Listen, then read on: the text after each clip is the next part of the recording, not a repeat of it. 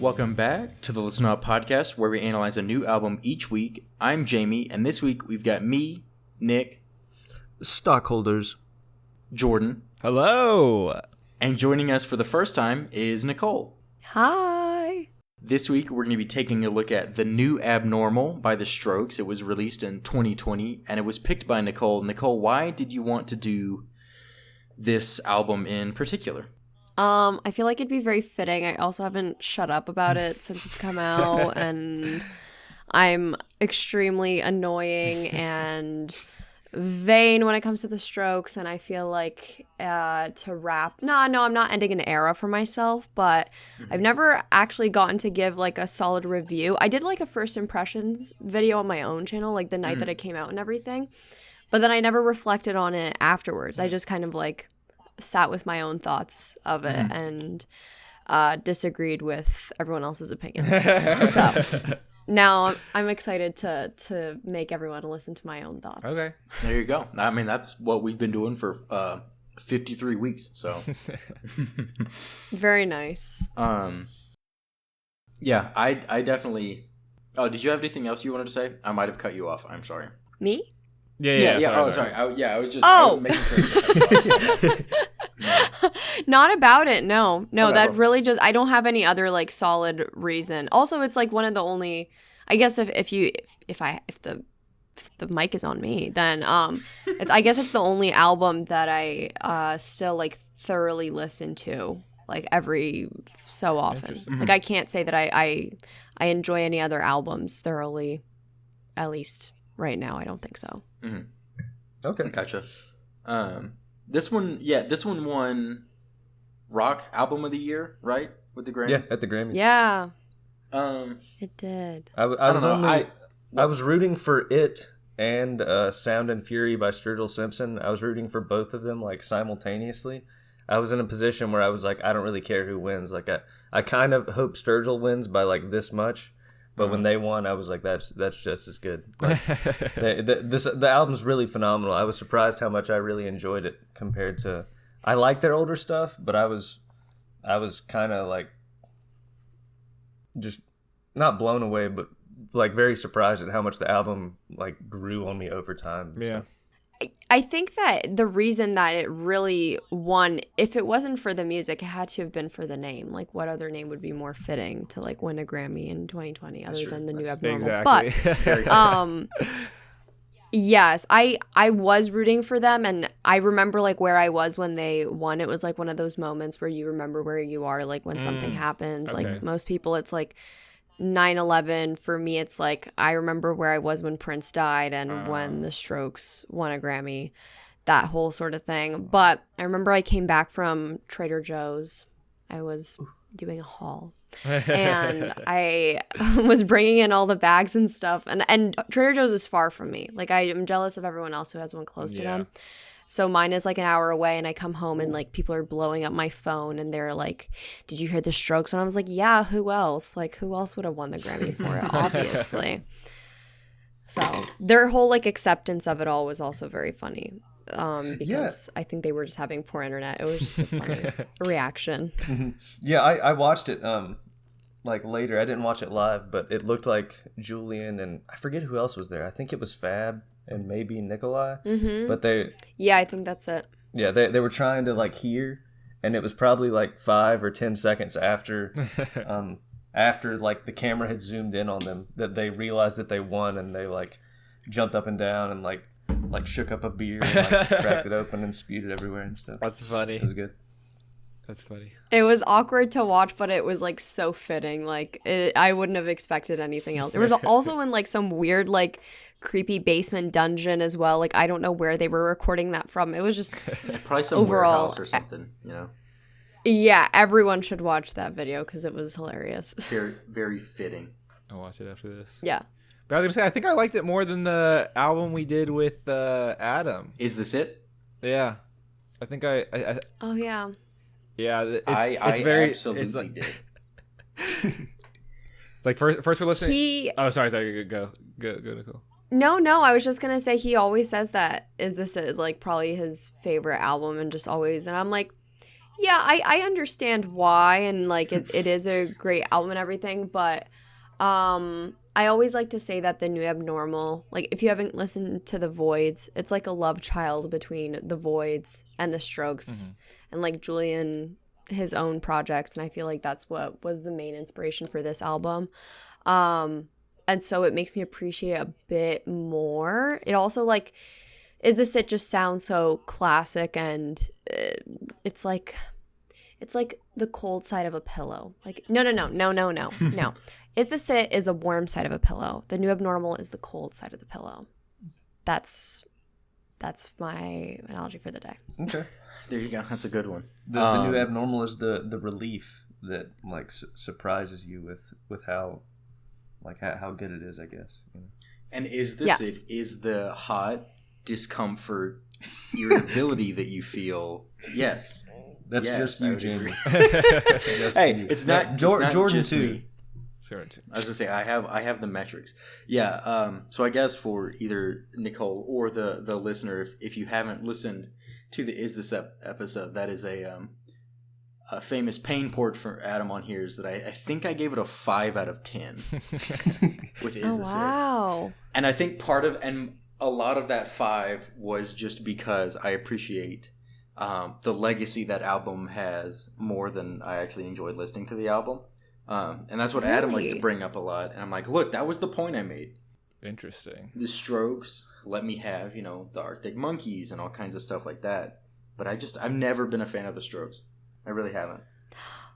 What? Oh wow. That's so Yeah. interesting. That's like, I feel like Is This It is like the go-to for everyone. Like if you want to tell someone like, oh, what Stroke song should I listen to? Like you immediately just like shove Is This It in their face. So I'm like surprised that you didn't like it that much. Yeah, it was because I've known of the Strokes for quite a long time. They've been around a long time, and that's kind of I listen to indie-ish rock and kind of some early 2000s rock and stuff. So like I've listened to it, and I told Adam that whenever we were going to do it, I was like, look, this is not going to be a good one coming from me. I just have never really I don't know. I've just never really liked their sound that much. I like a lot of who came after them. But I also have that with... They're not alone in that. Like, I would throw Nirvana also in that camp for me, as far as grunge music goes. Oh, my God. Gross. I like 2 or 3 songs, but for the most part, I think Nirvana's fine. But, like, Pearl Jam, excellent. So, I do have it with other genres, too. It's not just the Strokes and early 2000s indie rock. So who else do you think is like heavily inspired by the Strokes other than the Arctic Monkeys? I feel like I can see veins of it in almost any just indie-ish rock band from any of the modern era. I think that the Strokes were part of the class that kind of took what was the dying end of grunge music with like heavy distortion, super gritty edginess, and then I think that they kind of melded it a little bit with like the almost super clean guitar and melody that kind of started at that point. It went from the dirty grunge and kind of the pop guitar that was really clean, and then also a little bit of that punk rocker anti-establishment attitude. And I think that they kind of helped usher in the era of taking all 3 and then making, just what can be described as like, to me, just when I think early 2000s rock, that's not like Creed and Stained and the hard rock. Yeah. There's like the clean rock, which is the Strokes, and then the Arctic Monkeys kind of took that, went a little bit dirtier with it, kind of brought that in. I'm trying to think about some other notable. But those killers. things are vastly different from like Nickelback and Three Doors Down. Right, and that's the other side of it, where there was. I think that there's in my mind, there's a clear delineation where those two, you have like the clean and not hard rock, but like the dirty side of rock, and that's what like car guys in the early 2000s listened to. my like the Brian dad. Marshalls in the world. Yeah, Brian. Yeah, I Stuff grew like up that. on the other side. It took me too long to discover the Strokes, and once I did, I enjoyed them, but I never really extensively checked them out. And I forget what I rated Is This It whenever we reviewed it. You give it a with 7.5. Okay, but I enjoyed it like a lot more than I thought I was going to, because I've always really liked Undercover of Darkness, and Angles like as a whole is like pretty good, but I had never checked out Is This It as a whole, which was strange considering it's like this classic like monument to alt rock as a genre. But Yeah. but I did enjoy it a lot after we did listen to it, and hearing like how far they've come. It's like 20 years after that album for the new Abnormal. It's like they've stayed semi-true to their roots, but also they've made just enough experimentation to keep it interesting and like energetic and just engaging to me. Yeah. It'll be 20 years this September since Is This It came out. And I only know that not like in a creepy way, but I knew that came out right after. That's not me being like, well, actually, like, no, it's just that I know that their first album debuted after 9/11, not like intentionally, Right. but that's why like they grew such a huge like scene in New York, not only because they were a New York band, but it was kind of like the calm and the relief after like 9/11, and they were like, oh, this one thing that they could hold on to, which was this new album. And so that's really interesting that now they came out with another album unintentionally right before, well, it was at the start of the pandemic, but it was already planned to be released. But it's just funny that these two like massive events, like 20 years apart, and they're just kind of like serving as like a relief in this time, at least I feel like. I think the Strokes probably gained a lot of younger fans in this time, like with the new Abnormal and everything, considering it came out, I think, April. So literally Right. just like a few weeks after the pandemic started. So like Yeah. that's just cool to think about, like the parallels between that, and both were like completely unintentional, but Yeah.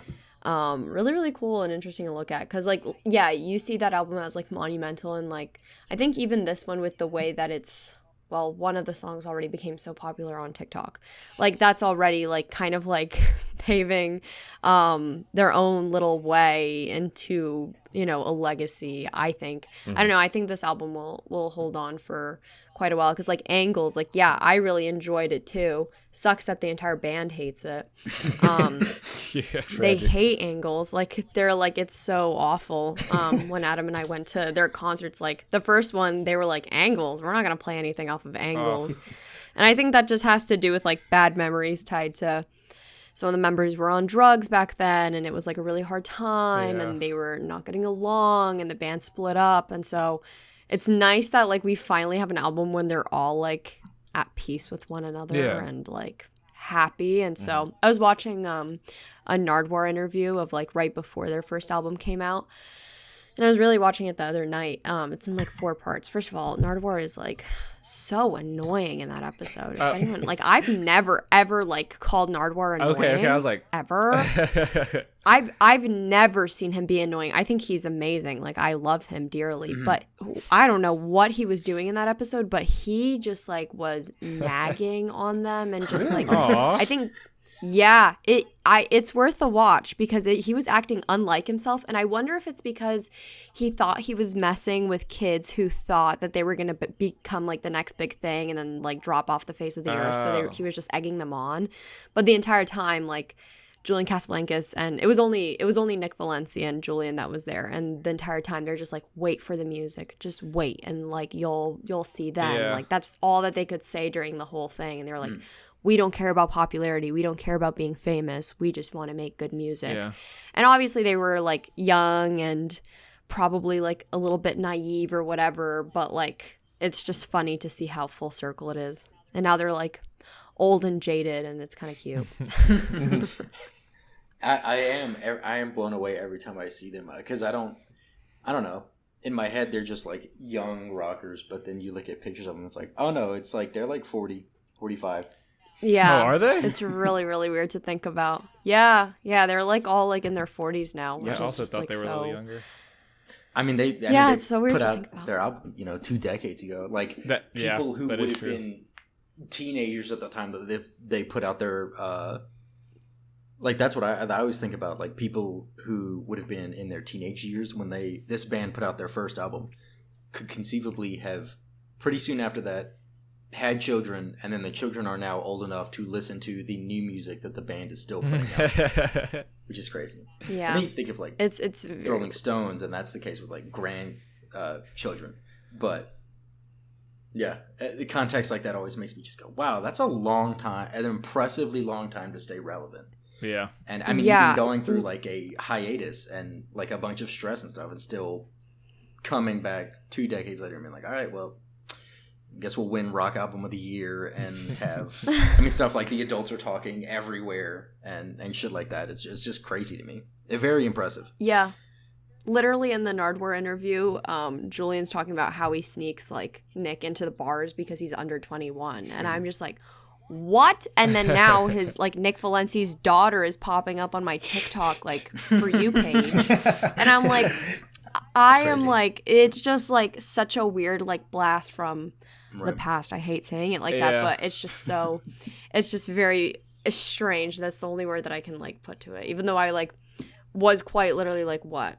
2 years old, 1 year old when, Right. when that interview was even conducted. So like, who am I to say anything? But like when I was getting into them and everything and like doing all my little research about them and watching every interview, I'm like, oh, like that's like, you don't think about how old it really is. And then you're like, holy shit. And then for them to be able to maintain the sound and like still make genuine good music, because there's not many bands I feel like that can still like have an audience or like bring in, I can't think of another band that like has been popular 20 years ago and still brings in a younger audience now.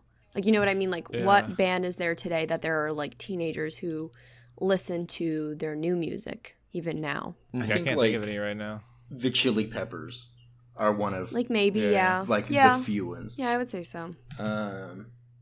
I constantly have like, I hear music, and not even new bands, but bands that I just kind of hear and I go, oh man, this is really good. And then it turns out they've been making music for like since 1995. There was one of those I can't remember, but you're right. It is definitely few and far between at this point. Mm-hmm. I mean, I'm just trying to think of what's popular. I mean, not even just who has an audience, but who is still at the time was huge and is even still putting out albums. Yeah. Yeah. I feel like the Arctic Monkeys just a little bit, but like we've said like 2 or 3 times, they were so influenced by the Strokes. It's like they were on the there's a lot. coattails a little bit, you know. I'm thinking of like early 2000s bands. I was looking at a list earlier. Stuff like, I mean, like the Fratellis and some of the Franz Ferdinand stuff that I've heard. Stuff Oh, yeah. like that, I feel like. And those were all like 2003 and 5, so I think it'd be almost impossible to deny influence from a band. And the fact that band is putting out music now, which I'm interested to see stuff on here, how this album will have affected the same scene from like 2 years from now. See if you can follow threads through it. It's harder now because all music at this point is just a big melting pot. It's a lot harder to pinpoint things from. Mm-hmm. Yeah. But who knows? Maybe we'll see another large influx of just kind of indie taking back over the mainstream. Taylor Swift Jordan, already super excited for it. Mm-hmm. already got Evermore, already got Folklore. Yeah. I guess that's kind of indie. I don't know. I'm trying to. I never listened to it. Oh yeah, it's pretty good. They're good. I heard it's good, but what was the other one that she came out with? It was Folklore, and what was the other one? Evermore. Yeah. Oh, okay. You just said that. No, maybe I should give them a listen. Kind of similar to like I haven't listened to like Lord's new song. I don't know. I'm like kind of late to the game. Whenever there's new things and they're very hyped up in the moment, I always try not to listen to them because I'm afraid of getting disappointed. So then I'm always like late to the game on quite literally like every album, every new like anything. I'm like, I'm gonna wait until no one cares about this anymore, and then I'm gonna obsess Then I'll over get it. into it. And then I'm gonna be annoying about it and be late to the game. Yeah. Well, Lord's new stuff is good. I do is good. enjoy it. I do enjoy it. Let's see. Yeah, the Taylor Swift stuff, would recommend that as well. I think that the first, whichever the first one was in my opinion a lot better than the second one. But it's still a cool little dual project that she put out. Wait, who are you talking about? The Taylor Swift. Oh, okay. I got you. I thought you were talking about Lord. And I was like, No. does Lord have another song out? What? No, I wish. Yeah, I guess. I know there's some speculation about Olivia Rodrigo doing like a second type of like. I mean, I haven't listened. Well, okay. I listened to part of her album. I started listening to it while I was on the treadmill because I was like, oh, some of these songs seem like angry. Like, I can start doing this.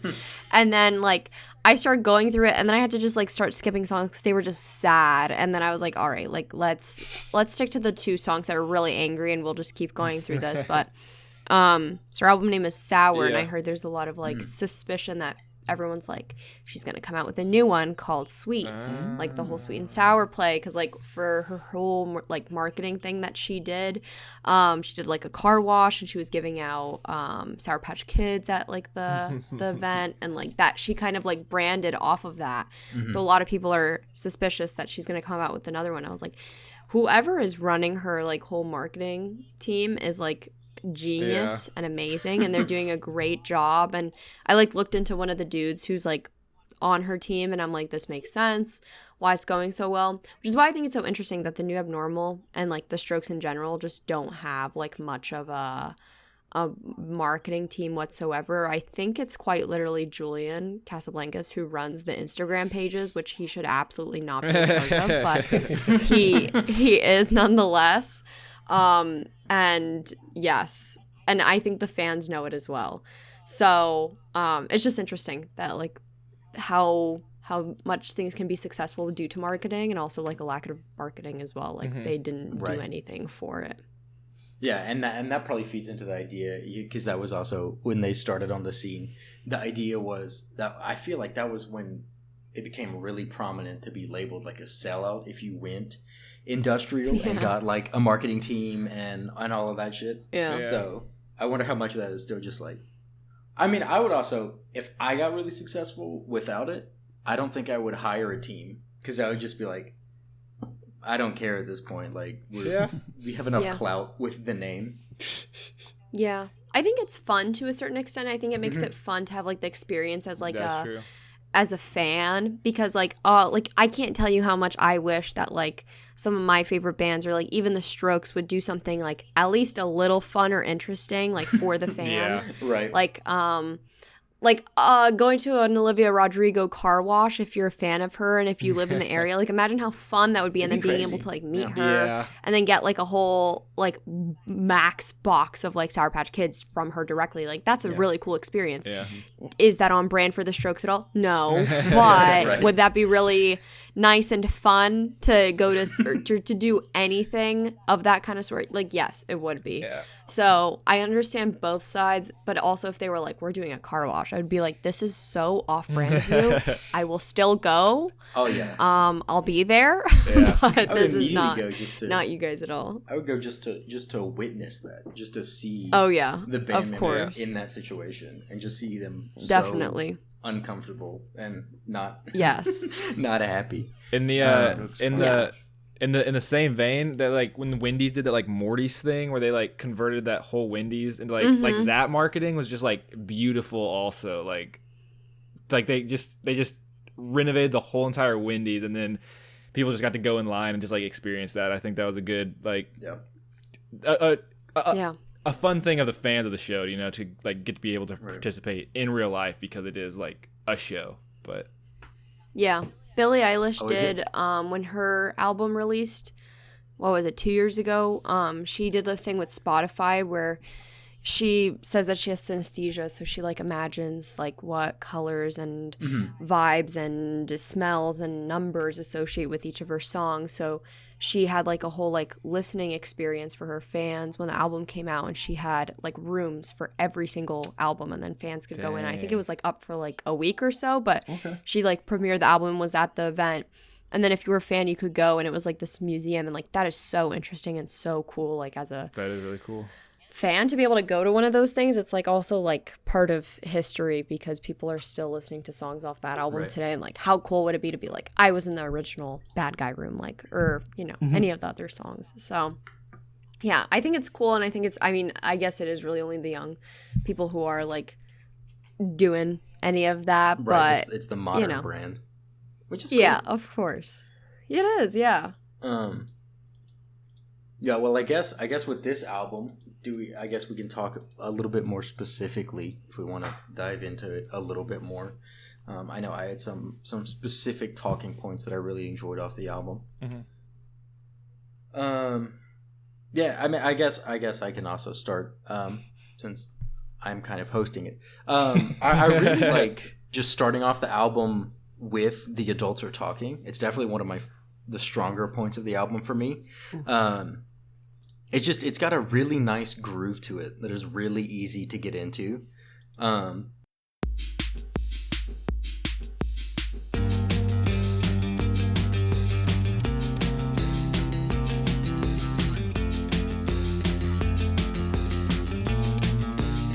Yeah, I mean, it definitely helps the album as a whole. Whenever, especially, I was going into it, I was like, okay, I know this is supposed to be a really good album, and I try to go in with a clean mind as far as preconceptions go. And then I'm like, but it's also the Strokes, but this definitely helps disarm that bias.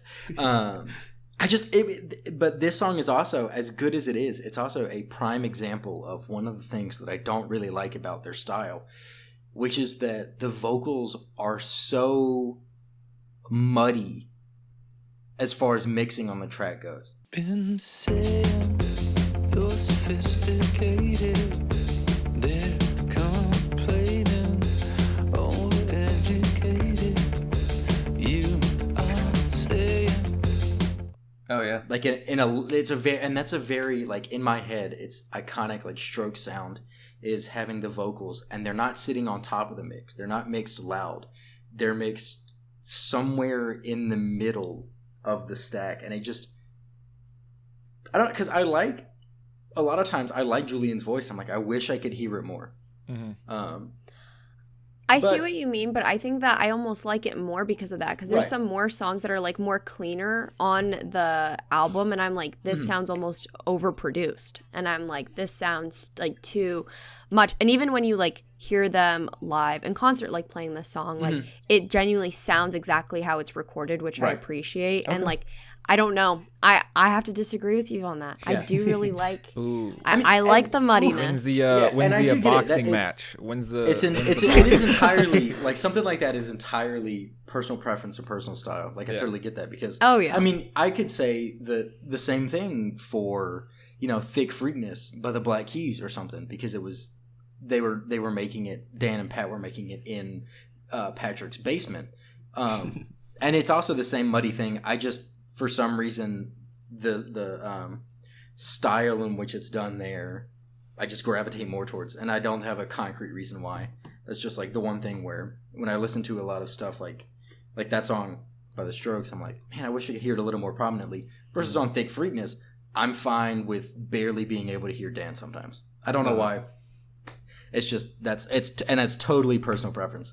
I think that like someone who's gotten me more used to hearing vocals kind of at the same volume as instruments, almost vocals as like another instrument that just goes along with the song. Yeah. Like, sometimes you can understand them, sometimes you can't, but it feels almost okay that you can't understand them.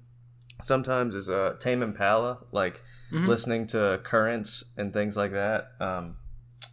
Kevin Parker's voice is just like it's it's not really thin, but it's higher, and the sounds that he uses to make his whole like electronic experience of an album, his voice just kind of glides barely on top of them, like barely just enough to understand him, and sometimes you can't. And that feels like a good analogy to me for The Adults Are Talking, like in the chorus when Julian's kind of not mumbling, but like just kind of talking a little bit, talking melodically over the groove that's happening. And then he really shows off that like he does have like a great singing range whenever they get to the bridge, and he does the like, I don't want anything, that the falsetto he gets into. I love that part. Right. The same way as you, but I don't want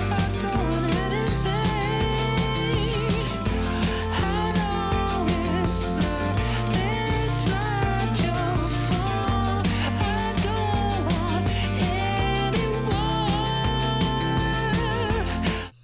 Yeah, and I mean, and that yet another point with it's totally personal preference. I love Tame Impala, like I love Currents, and I love Glass Animals. Dave will also do a similar thing, especially on Dreamland, where like the vocals are just barely above the top, and that's like top 10 album to me. So it's a very weird stylistic thing that for some reason the brand of whatever ingredients come together to make their music, that I wish was a little more prominent. Don't know why. And Oh wait, sorry, Jay. I mean to cut you off.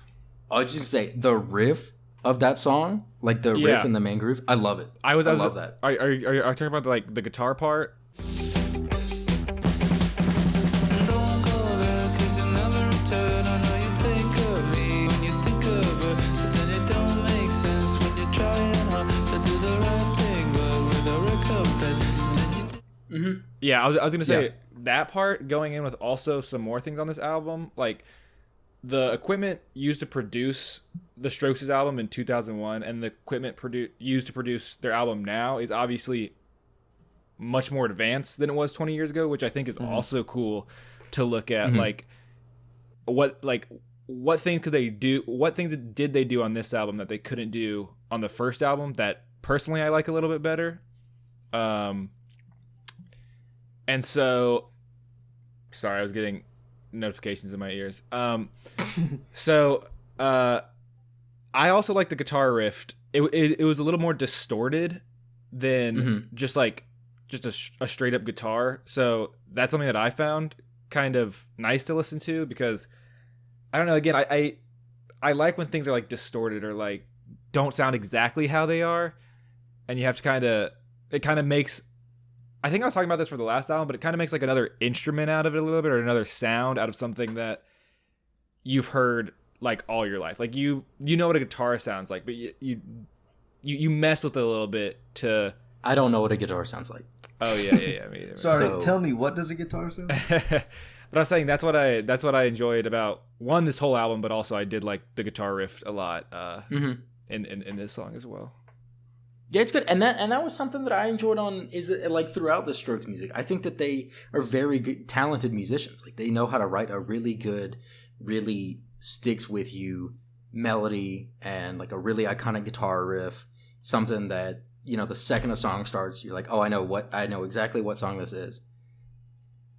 I have so much respect for them as a band. I just don't enjoy listening to them. I don't. There's the mental gymnastics I have to go through every time. I don't know what the fuck is up, but that's just how it's always been with them. It's such a paradox. It makes no sense. I don't know. I really appreciate when I realized why it's called The Adults Are Talking, because it's like two guitars talking back and forth to one another. And so when I found that out, I was like, the song just makes it even more cooler. And also I was able to hear them when they played it live once, and apparently they've been playing it live since like 2017, 2018. Oh, wow. Like it's just been a song. Yeah. Then people have if you go on YouTube, there's just plenty of versions of them playing it live over and over and over again, and the fans begging for them to just finally release it.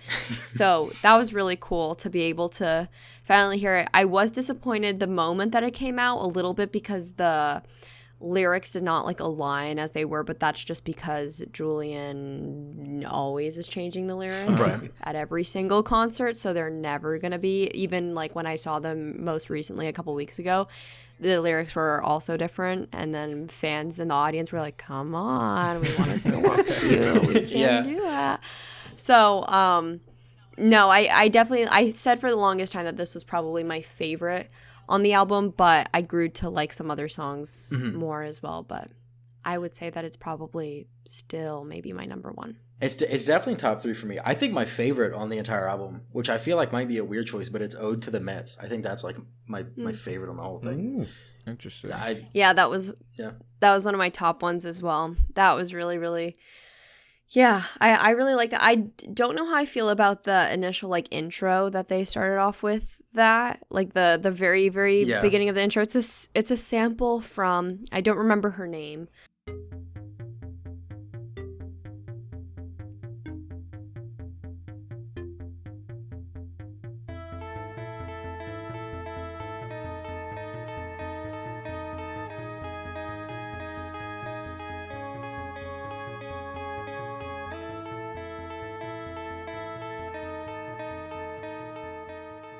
But it's a sample from one artist, and her song is beautiful itself, but I wish I knew the meaning of why they added that in there. Yeah, I do wonder, and especially because the whole album is produced by Rick Rubin, which makes trying to pinpoint what samples are used and even what they are incredibly difficult, because he is a savant at just the most deep cut you can find, and has like a really weird but very logical reason.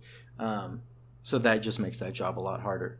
And that's funny that you say that, because Vic, I don't even know that she's listened to this whole album, but she really likes the song. It showed up in like a daily mix for her forever ago. But she hates the intro.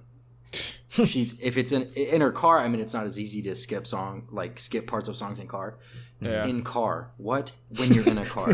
But if she's got it just on her, but if she's got it on her phone, she'll play the song and then fast forward like 20 seconds until she's at when the actual song comes in, I guess.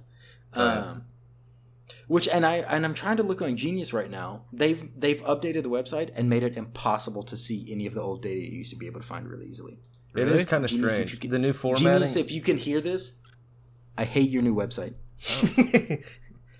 They formatted it like a mobile website, but I'm on a computer. Not intuitive at all. Laptops still exist. Damn you, Genius. Making it way harder to find samples and stuff like that. Whosampled.com? I don't know any other resources. But yeah, someone said something about Nick, I think you said it, talking about where he starts to get a little bit higher in his range on The Adults Are Talking. Where he goes into the full-on falsetto in Selfless is like one of my high points on the album.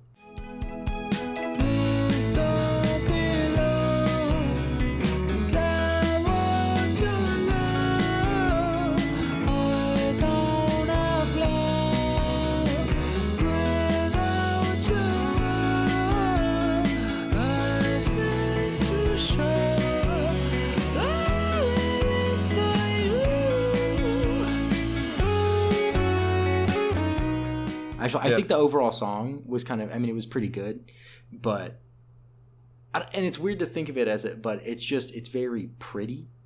Yeah. But I mean, and it's really impressive where he's just singing, he's like, and I'm like, oh, okay, all right. No, all right. I heard that. One time, I really like it. I agree. One time I went on a jog, which is like, that doesn't happen often.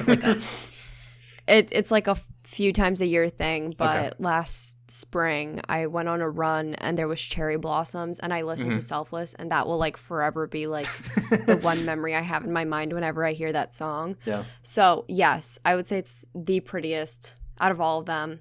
I love the lyrics. Very sad, just I really like that one as well. So that would probably be like maybe my top 3 is The Adults Are Talking, Selfless, and Ode to the Mets in no particular order, but maybe that is the order. There you Might go. just be the order. See, the album starts very strong for you then. Yeah, and ends strong too. I mean, I really do like Why Are Sundays So Depressing? Not the same anymore. Grew on me. I feel like it's a very sad song because it's likely about his divorce. It's just sad lyrics. The song itself sounds very sad. Yeah. It's just like one of those songs I used to always skip, like similar to like on Billie Eilish's album. She had a song. I don't remember what it was. It might be. I don't know, but it was literally about like jumping off of a roof. And I was like, I'm going to skip this every single time. Like it was a hard skip. And this was my Billie Eilish jumping off of a roof song. Like I was like, I am not like listening to this. This is too sad. And then it grew on me. And then I was like, oh, I really do like this. This is sad, but I also really do like this. And then in the middle, it kind of gets a little funky where I don't like it as much. Adam and I fight a lot about this because he likes these all, but Brooklyn Bridge to Chorus, Bad Decisions. I wish I could delete these songs like off the album. Yeah, I don't love Brooklyn. I don't love them. I would agree. I would agree with you in that one. I really don't like the Brooklyn one. I kind of like that one. Yeah. Nah, Bro. I don't know. It's kind of like upbeat and like funky a little bit, right? Like yeah, but it's very like Bad electronic Decision. too. Like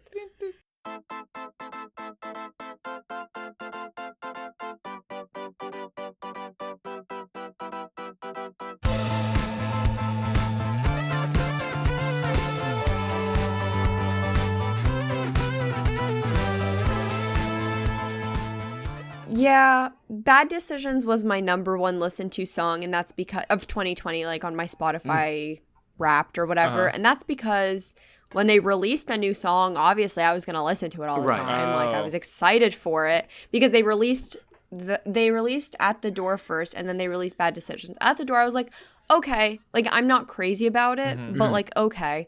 And then Bad Decisions came out, and I was like, this is so fun. But now it feels like a radio song to me. Yeah, that might be my own fault. Okay. And Brooklyn. I get what you're saying now. Yeah. And Brooklyn Bridge to Chorus, that's like Adam's favorite song on the album. I hate that song because I hate the lyrics. I hate them so much. Like it like pains me. I'm like when it's playing in the car, I'm like mocking them. It makes me like angry. Like I feel like they're lazy in the nicest way possible. There's no nice way of saying that. I feel like they're just lazy lyrics, and you will never catch me. Yeah, you will. You'll catch me hearing it's playing it in the car. But like it's like I will never intentionally put it on. I'll never be like, oh, you know what I want to listen to right now? Brooklyn Bridge to Chorus. I don't know. I listen to it a lot too. It does feel kind of like superficial and cliche to say, I want new friends, but they don't want me. Like it feels so like cringy and edgy. It's like an incel anthem. Yeah. I don't know. It's just not it for me. There are also like lyrics almost that have been done before. Like the theme has been done before by Julian, which is like, okay, like I feel bad for him that this is a constant theme in his life, that he's lonely and sad. But at the same time, I'm like, you're Julian Casablancas. People do want to be friends with you. Like the constant theme of like, I did my best. That's another song about him essentially just being lonely and not having friends. But that's a Void song, right? Yeah. And so I don't know. Like just like the lyrics. At first he would tell me I'm his friend. Actually, no thanks, I'm okay. And then he would send weird looks my way. I'm like lazy. Like it just doesn't do. I feel very passionate about this one. I want new friends, but they don't want me. They're making plans while I watch TV. Oh. He's disappoints me. He's like, take that, Adam. He's like the guy that like Snapchats you. He's like, you know, I can come over if you want me to. Like, you up? Hey guys, heard you were doing something tonight. Wondering, could I come or something? You know, that guy. This song is the epitome of the "Where's My Hug" guy. Yes. Like, I was about to say that. I was about to say the "Where's My Hug" guy. Yes, that's what I was trying to convey. The "Where's My Hug" guy. Those songs. I did not. And I'm looking at the track list right now. Yeah, the only notes I had for both of those songs, I didn't really like them. And then also the main guitar riff of Bad Decisions just really reminds me of I don't remember the actual song title, but it's like the "I'll Stop the World and Melt with You" song from Sky High. Yes, every time I heard it, I was like, I've said this since the single came out. Mm-hmm. Okay, not to me. So this is my original thought. This is a case of parallel thought.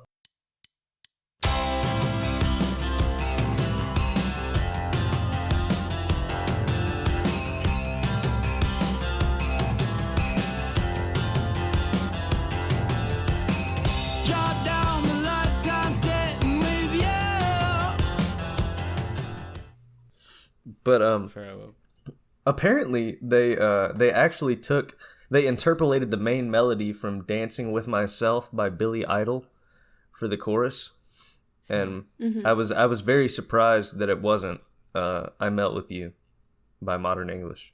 I think that they were also pretty like inspired. I think the whole song like was just supposed to be about, and also the music video was supposed to be very heavily like about them having to recreate the old versions of themselves. Like it was a very like is this it like parody almost. And then I think the entire album was heavily inspired by the 80s. Yep. Like I think it's it's either Eternal Summer or Why Are Sundays So Depressing. Both of the songs get like, the titles don't mean anything to me, like they just get flipped around in my head, but it really sounds like some people have said the Psychedelic Furs, some people have said that it sounds like Talking Heads, like it just has that similar sound. So that seems to be like a constant theme of like the 80s, and even in Brooklyn Bridge to Chorus, I'm gonna shit on it again, but even like one of the lyrics, it's like, and the 80s bands, oh, where did they go? Can we switch into the chorus right now? And I'm just like, constant themes of this album. Missing old times and friends, but also not. Missing the 80s, but you're too old, and divorce. This is an old man type of album, but True. Yes, so I feel like it's and also like the whole parody and playing on the younger versions of themselves. So interesting. But also, I want to point out the fact that the line "Juliet, I adore" was thrown into Brooklyn Bridge to Chorus, which is Julian Casablancas' ex-wife's name. And I just wish that if I were to ever meet him, I would be like, why did you throw that line in there? I just want to know. It's a little weird. I know. It doesn't go with the rest of the song either, so I'm just kind of like, it like the whole "where's my hug" type of thing. Exactly. I was going to say, you gotta move throwing on, your ex-wife's name into there, Yeah. I'm just like, oh. It's kind of weird. A little cringy, Julian. I know. Cringy. It sounds like I'm not liking this album, but I swear I do. Now, next time Adam's on, we'll have to question him for him to defend his side of why that song deserves any merit at all. He can't. He'll just be like, it sounds good. I like it. It sound good. Yeah, that's pretty much I don't it. even think they sound good. Like, I don't know. I just really did, like, the Brooklyn one, I just really didn't like that one at all. That one, after I listened to this album like 5 times, I was like, okay, I've given it enough tries. I'm just going to skip it. I can't believe I'm hearing all this Brooklyn Bridge to Chorus slander in my ears right now. Bro, you're just you and me against the world. You're in the drill scene. You just are unapologetically anything with Brooklyn in the title. You're gonna white knight. I didn't even think it. about that. I actually didn't even think about that. But no, it's just like it's. I feel like it's one of the more like really, just like not upbeat. Well, maybe like a little upbeat songs, but it's very like wakes you up a little bit. You know, that's just kind of why I like. Especially at the beginning. With the synth that just comes in. Yeah, the synth. Maybe it's just because I'm a sucker for a good synth, but Jordan's a big synth slut. Put that on a shirt. Jordan's a synth sucker. Yes. But yeah, and which is weird because I feel like Eternal Summer, which I actually liked it. It's kind of also a like lighter sound. It's not as heavy. It's kind of an airier, lighter sound to me. But I like it. I like the verse on that one a lot. But it also it doesn't in my mind feel like a Strokes song, which I know that there was a period of like experimentation and stuff. And so I don't know if that's because I'm just largely ignorant of most of their catalog, or if this is one of the experimental ones. But to me it just didn't sound like when I think of a Strokes song. It wasn't the brand that I pictured. But I mean, I liked that change though.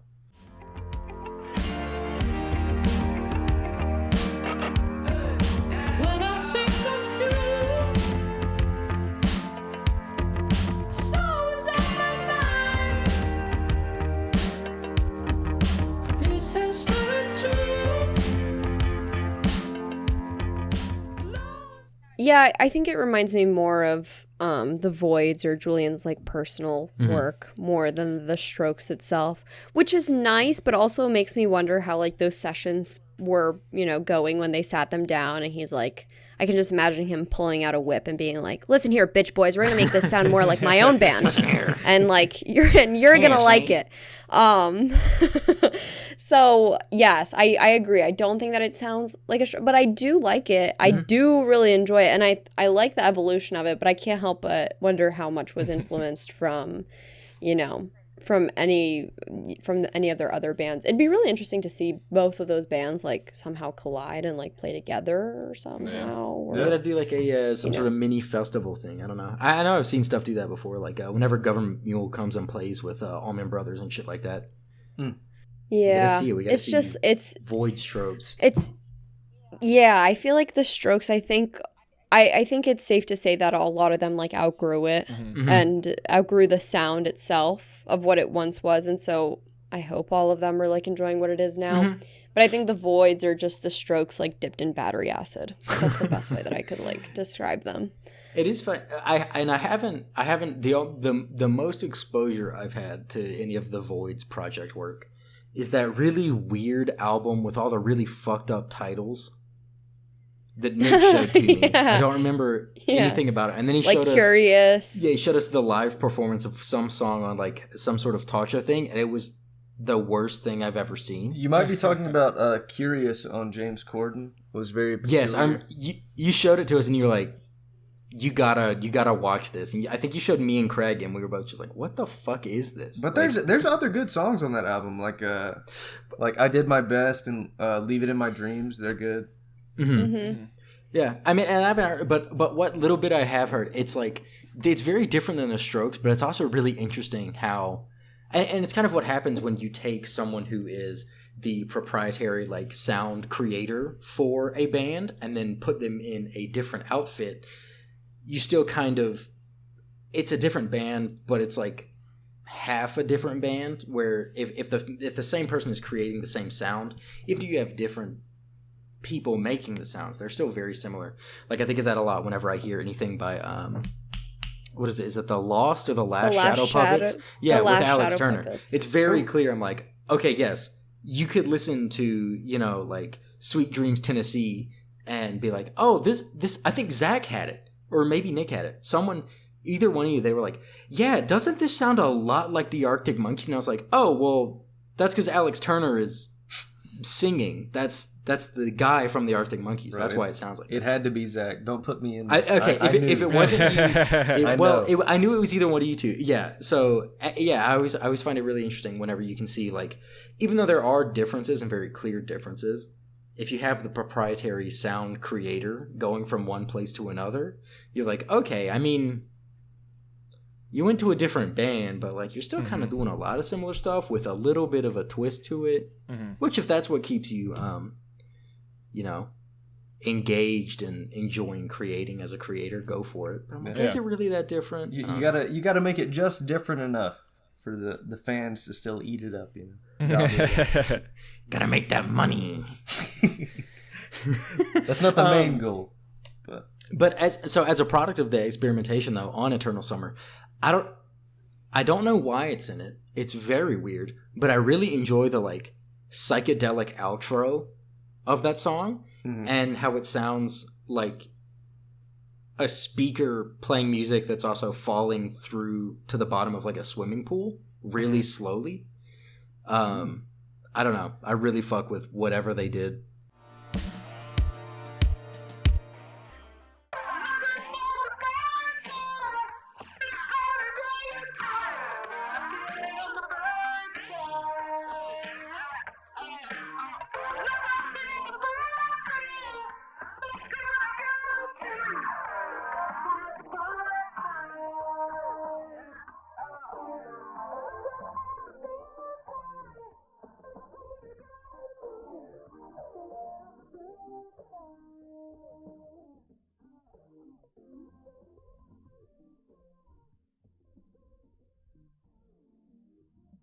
and why they did it. I have no idea, but I'll have to I was re-listen to like, that's a cool. And then it's kind of a. I think it aids with easing the transition between that song and At the Door, because it'd be pretty jarring if you didn't have some sort of like decrescendo. Yeah. Some sort of. So maybe that's why they did it. I don't know. Emotional decline to reach At the Door, Right? Because I feel like Did you that's say- the. What, Jordan? Were you going to comment on decrescendo? I was gonna say, were you talking about the crescendo or? Sorry, bad joke. Not even a joke. But Jordan, I'm gonna kill you. All right. All right. Well, I guess he's. At the Door, I was like heavily, like just thoroughly surprised that was the lead single for the album, and apparently It was a choice. Apparently, the main like instrument in the song that sounds like a synth. I heard Julian say in an interview that it was some sort of digital guitar.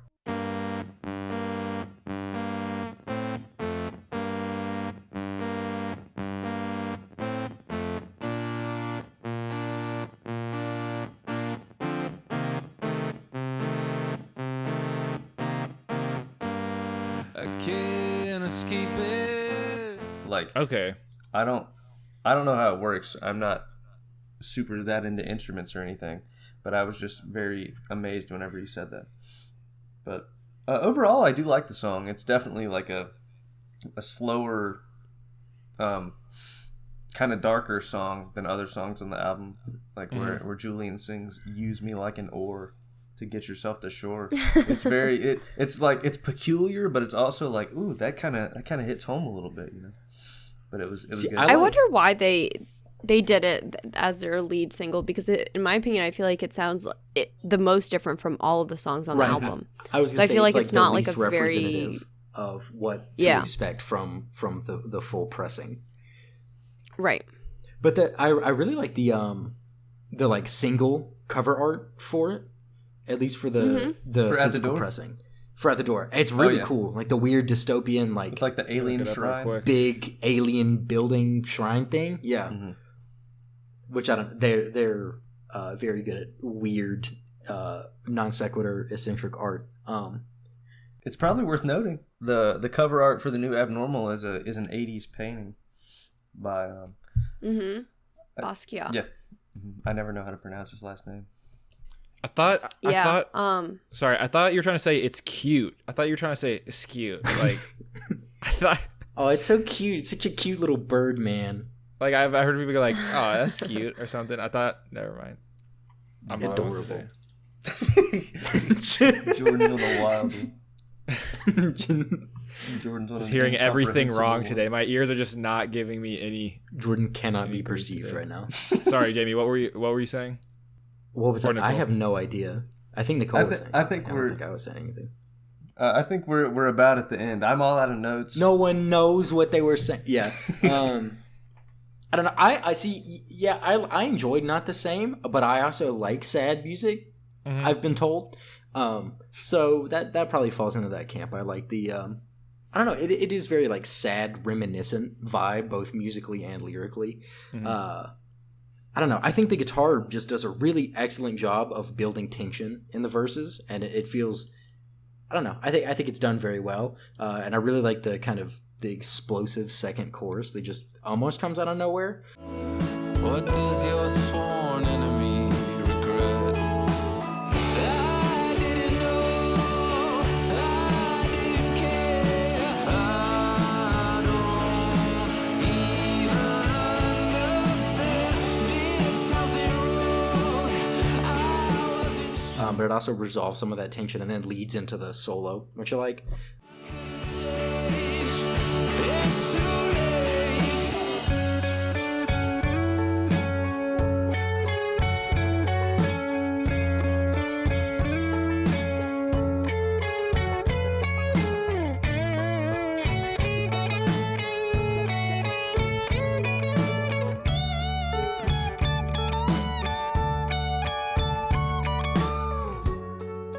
And I just love hearing a Hammond organ, which is very prominent at the end of it. That's every genre. I will throw a Hammond on there, and I love it.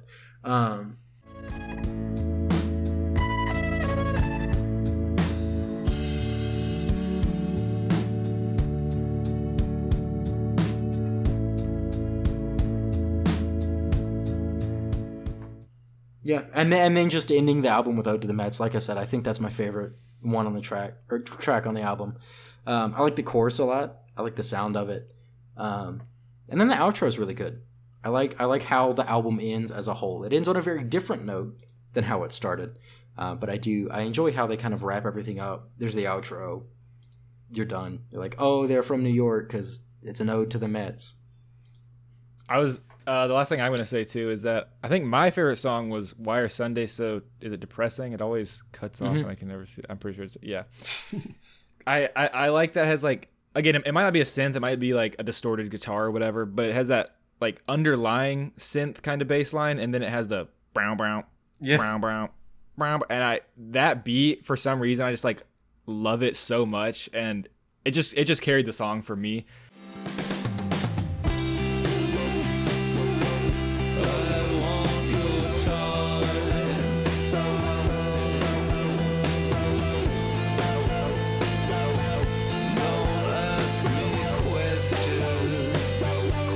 Personally, that's probably why it was my favorite. But yeah, I just wanted to throw that in there. I love how short that is with the wow wow, and then how I almost said Jordan. I did say how Julian sings like all drawn out over it with his.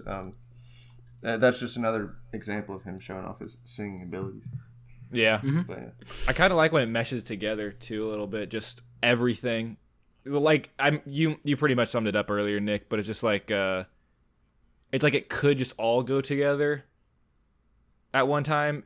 If the vocals are kind of underneath the instruments, underneath the instruments, it can kind of act as like another instrument a little bit. Yeah. What I was ready to relate it to like Kanye West whenever he does like the Runaway thing. You can just like the distortion at the end where it's like it sounds like he's like playing an.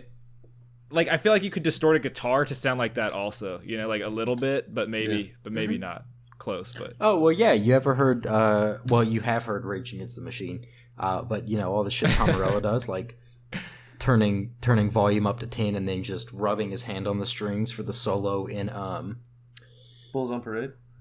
Yeah, in Bulls on Parade. That's just him rubbing guitar strings.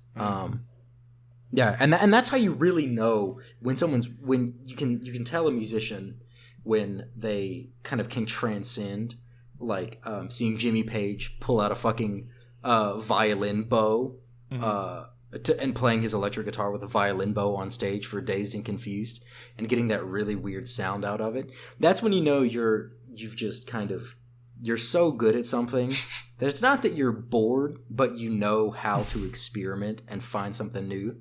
Yeah. And fuck around, but not have it sound really bad. Yeah. So I mean, you can do that with, especially anything electronic. Wow, I stumbled on that one. But anything electronic. I mean, once you get to where everything's clipping, everything sounds weird just because the harmonics are going fucking apeshit. So yeah, I do enjoy. I don't like experimental like prog music, pretty much out of any genre. Sorry, Dylan. I know he's a big prog metal, prog rock guy. A lot of times I don't like it, but every now and then, you find it, and it kind of hits that sweet spot. Yeah. I'm like, oh, this is interesting and good. I got you. So yeah, I totally get what you mean. Not just interesting and bad. There's a lot of interesting and bad music. There is. 6'4". I'm not a huge U2 fan. And The Edge, he does a lot of really interesting stuff with his instruments. I'm just not they're okay. Mm-hmm. Sorry, William's parents. Yeah, I think that sums up. Yeah, I was going to say, I think it's really interesting throwing in the sample of like that classic baseball stadium organ sound that Ode to the Mets has. That's really cool.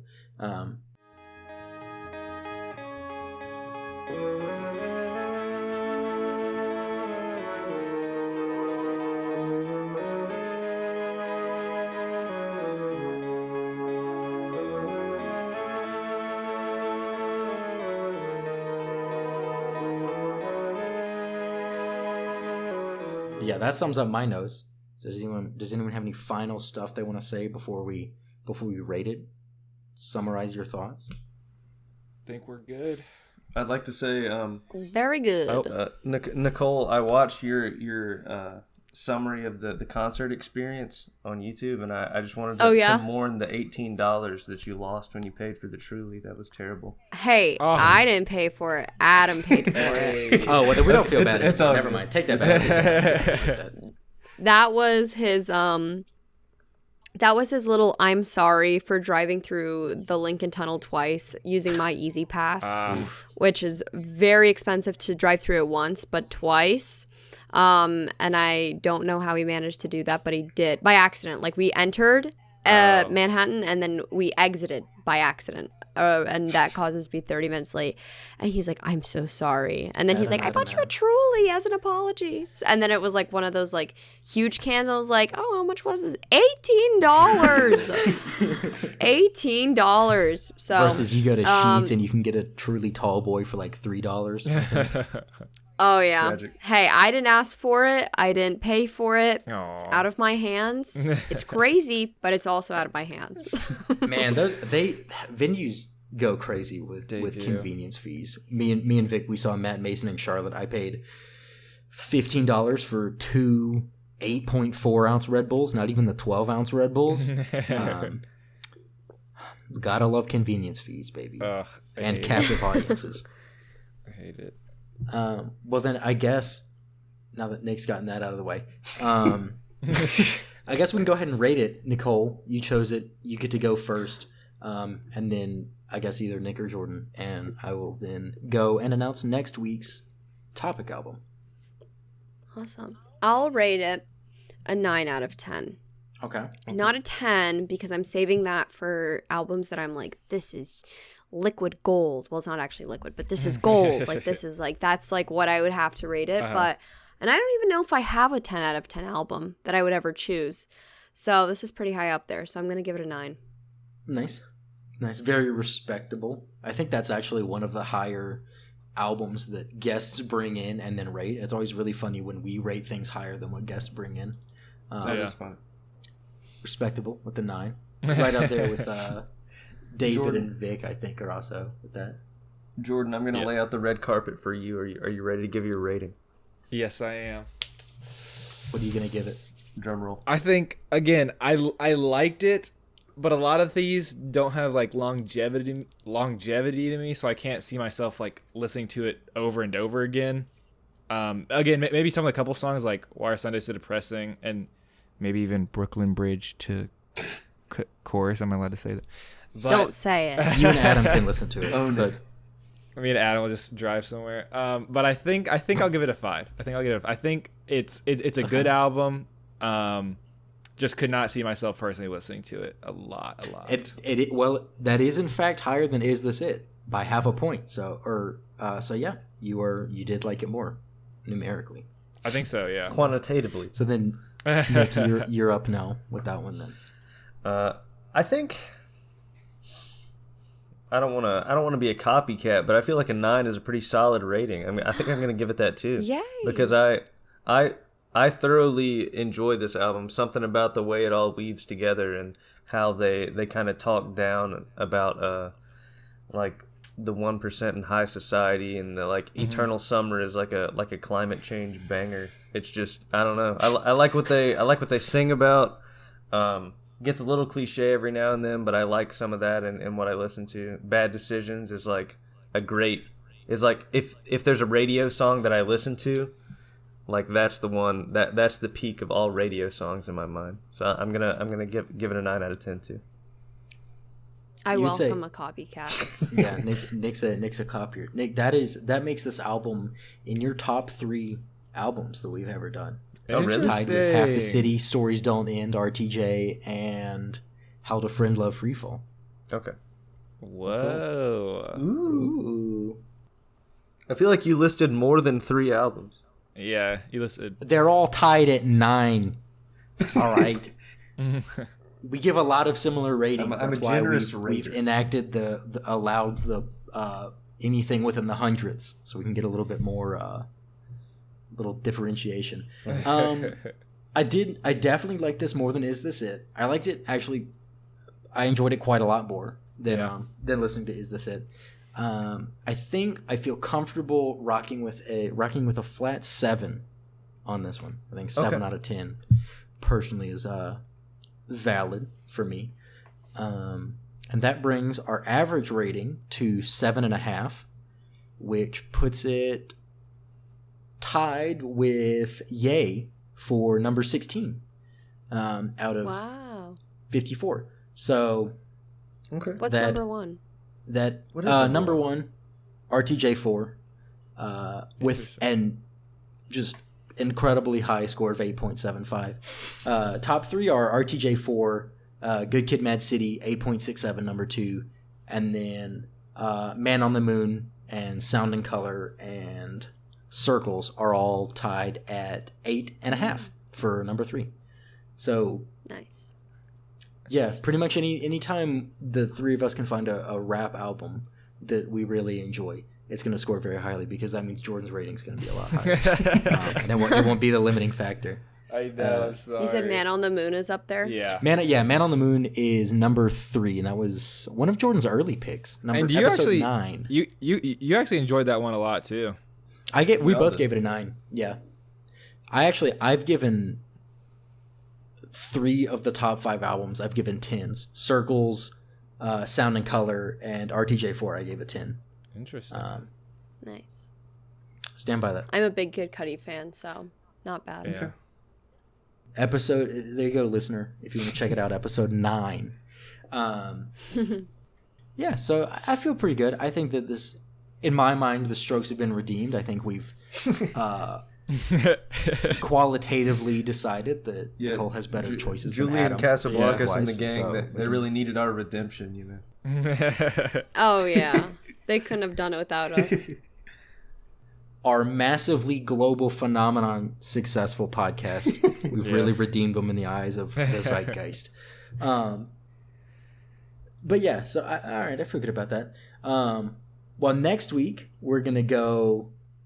We went indie then metal last week to now indie rock again this week, and then next week we're gonna go not metal but kind of hard rock. We're going to be having another first-time guest on, our friend Hunter, mine and Nick's friend Hunter. Jordan, you will meet him. But we are going to be doing the album Bummer by the band Cleopatra, which I think Samuel might be familiar with their work. They're very in his camp of that genre of music right now. Okay. So yeah, that'll be interesting. We'll have Hunter on, cover that one. Yeah, I guess so. Then we can go ahead and wrap this one up by just kind of, we can go through what we've all been listening to this week. For me, Planet Her came out. A lot of Titan releases on Friday. Very good. Planet Her, and then the deluxe version, which came out like 2 days later. So I don't know. Oh, really? Yeah. 2 days? And it's good. Yeah, it's another 5 songs. One of them's extended, and then it's another, I think, 4 new ones. I don't know why but they're good. Doja Cat's she's on a different playing field than us. But I've listened to that album. That album, it came out midnight on Friday. I think I've listened to it 6 times already. Jeez. That album's really good. Same with Call Me When You Get Lost. Oh yeah, I've been listening to Tyler's new album. Also great. I listened to it working out. I listened to the whole album doing leg day, so that was good. Lumberjack came on, throwing up those plates on my back. Not even a full plate because I haven't done leg day in maybe over a year. So that was an experience, but it was good. I mean, a lot of great ones on there. Maybe we'll cover it sometime. Like it a lot more than Igor, that's for sure. Yeah, Nick, I'm sure you're going to talk about it. His Golden Messenger's new album. Very good. It's also good. Very good. Very different than the other two, but very good. I've been listening to Blonde recently again. I'm back on the Blonde kick. I think I just heard Self Control on a daily mix, and I was like, yep, I'm going to listen to the whole album 3 times in a row today. And then Cole Cushion's new album, Footnotes or whatever, Keynotes, whatever they're called. New podcast. Really good. Yeah, I was about to say new interesting. album. I was like, he came out with that album? No. That's a new podcast. All right, look, I'm the podcast guy. And then it's a TikTok song, but it's begging. It's like you'd probably hear it. It's like I'm begging you. I went to listen to it, Jamie, and I haven't. Yeah. I don't think I've seen a TikTok with it, but also TikTok's so big. Really, because obviously, yeah, right. But it's from an Italian band called Måneskin, which is Danish for moonlight. But it's really good. That song's really good, and I listened to the full album, and now I've been listening to their kind of discography and even their stuff in Italian. I'm like, oh, this is really cool. So yeah, I've been kind of digging into them recently as well, and that's it for me. That's a lot. I'm gonna spit it out real quick. Pretty much everything that Jamie listed, I've listened to in the past week. New Tyler and His Golden Messenger, especially a girl named Faye Webster. I really like her music. It's very relaxed. She came out with a new album called "I Know I'm Funny, Haha." Pretty good. I've also been listening to a lot of Steely Dan because I'm a dad and I'm only 22 years old. Steely Dan, it just hits. Listen to Dr. Wu, tell me it's bad, and I'll never talk to you again. Okay.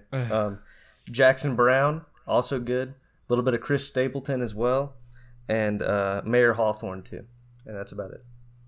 Interesting. Very, very dynamic, or not dynamic. It's always eclectic. Nicole, would you like to go next? Yeah. Sure. So one song in specific I've been listening to is "At My Heels" by Twin Shadow.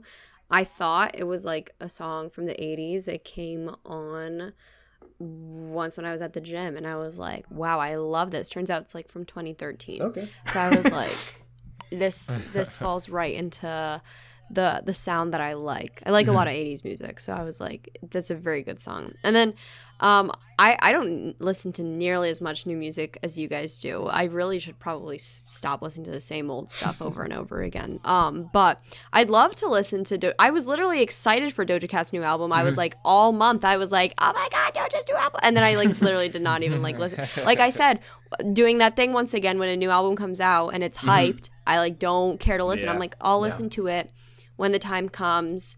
When Igor came out, I didn't listen to it until much, much later. So maybe I'll actually get around to it and listen to those tonight. But I've been getting into The Garden, and I liked one song by The Garden. I liked Thy Mission. Mac DeMarco's on that. And I was like, oh, this is like different, but I like it. And then I listened to some of the other songs by The Garden, and I was like, I cannot get into this. Like, this is a weird, weird, weird sound. And I'm slowly growing obsessed, and that's what every like Garden fan says, is that like you end up you hate them when you first listen to them, and then you like listen to a few songs and you're like, I'm just listening to this just to like hear it, not to like enjoy it, and then you end up enjoying it, and that's what's happening to me. And they just have their own genre of music in general, and I've been watching a bunch of interviews with them because it's twin brothers who were in the band. It's one who plays the guitar and is the vocalist, and then the other one is on the drums. And like you would think that they are just like, I mean, at least I got this impression that they are just so pretentious and like think that they are the shit because they are so different. But then you watch interviews and they are nothing like what you would expect. They are so humble and so like down to earth kind of guys, and it makes me almost like want to listen to their music even more. So that's my little what I've been listening to. Sweet. I've never heard of. You said they're called The Garden? Yeah, The Garden. Okay. I'll have to check them out. It's funny that you say that. There's a band that Craig told me about that he told me that going into it. He was like, okay, listen to these 5 songs. You're not going to like them at first, but then you come around to them. And I actually, like, I think the first 3 I listened to, I was like, oh, I actually enjoy these. And he was like, oh, really? That's really weird that most people don't. So it's funny to hear another band can see that their own fans say that as well. If you want to listen to it, like Thy Mission, almost everyone will probably like immediately because that's not like that out there or anything. The last like 15 seconds I always skip if I'm being completely honest, and if you end up listening to it, you'll understand why. The last 15, I literally am like, I'm not. And if I played in the car with anyone else in the car, I'm like, I'm sorry. And then I just like skip. Yeah. And then all the other ones, I think it's you have to be in the right mood. Gotcha. You'll see. I'll check it out still. We'll see. Let me know your thoughts if you do listen. I will. I'll be sure to say something. And now that you're in the music podcast Discord chat, you're in forever. So yeah. Yeah. So I also listened to the Tyler album this week. Mhm. It's still kind of hard to get into Tyler for me for some reason. I don't know why, but I thought I this really would like be the song. This would be the one for you. Like, I mean, it might be Between that. Juggernaut and Lumberjack and stuff, I would figure that too. Yeah, I think once I listen to it more, it's again Tyler's just so new to me. Like I haven't listened to his old stuff either, that it's hard to like get into his songs just a little bit. But listen to that. I did like Juggernaut a lot. And I like That's definitely a top one for me. That's not the one with Lil Wayne on it, is it? Or is no, it? that's a No, Hot Wind Blows. that's yeah, Okay, which okay. is also That's one really of my good. favorite Once again, Yeah. I like Wayne's feature on that. Mm-hmm. I just don't like Wayne's music, but I like him in okay. most features he's in. Yeah. But and then what you were talking about earlier, Good For You. I liked the song when it came out. I just didn't listen to it, but it's so catchy, and I just wanted to like learn It the is. lyrics too. I was just like, yo, this Because song's of that so song. good. Yeah, I did say because of that song. I've also I'm back listening to more Paramore too. Oh, nice. understandable. And then kind of just again like a lot of drill rap. New Pop Smoke album, July 16th. Hype for that. I think I'm listening to a little more Pop Smoke than I have been these last few weeks, a little bit, just to, get in preparation. Get also. prepared. You got 2 weeks. Get ready. Get hype. Yeah. But other than that, just a lot of the same stuff too. I'm kind of with Nicole.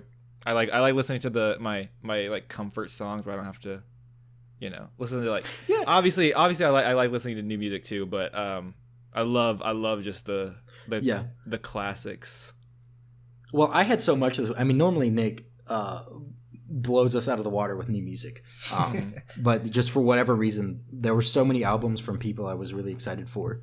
This is the first Tyler album that I think I like really enjoy. So I was like, I have to show that I do listen to new music as well, not just the same thing. So I did. I made sure to write down everything, which I normally don't do, which is why I never have anything to say. But yeah, I guess with that, then we'll go ahead and wrap this one up. We want to say thanks again for listening this week. Thank you, Nicole, for joining us. It was a great time. Yes, thank We you. loved having you. Yeah, it was a good time. We'll happily have you back on again if you also enjoyed it. Do a Jack Anytime. Stauber album. Oh yes. Wait, did that come out? I don't think so. I just knew you liked him, and I like some of his stuff, so I just figured I'd say. Okay. Well, maybe Oh, no, sooner yeah. rather than Scared later. her, dude. You scared her. I know. I got excited. I was like, wait, more copyright-free music for me to use in my videos? Oh shit! Yeah. Yeah, I need to find good sources for that too. That's an excellent point. You're our first guest who actually has a real internet presence again. So do you want to actually plug what it is that you, I guess, do on the internet? Since Sure. no one else- Yeah, I don't even know what I do on the internet. I have no idea what I do. Yeah, if you want to check me out, I'm on all social media, just pretty much Nicole Rafiee. Rafiee spelled Rafiee. It's okay, my grandma doesn't know how to spell it still to this day. Okay. But yeah, I have a YouTube channel and self-titled, and I also have a podcast called Talk Nasty to Me. And yeah, you can just watch me on there or listen to me, and I just make content about whatever I feel like that week. And that's it. I don't know what else I do on the internet. You just have to basically see it for yourself to believe it. Yeah, that's for them to find out.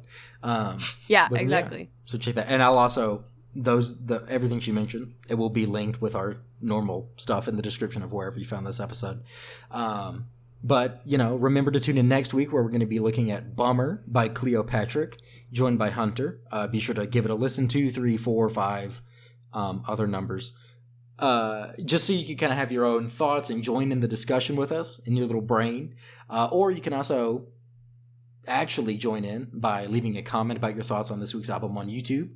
You can also tweet them at us, or I guess now you can also comment them on Instagram.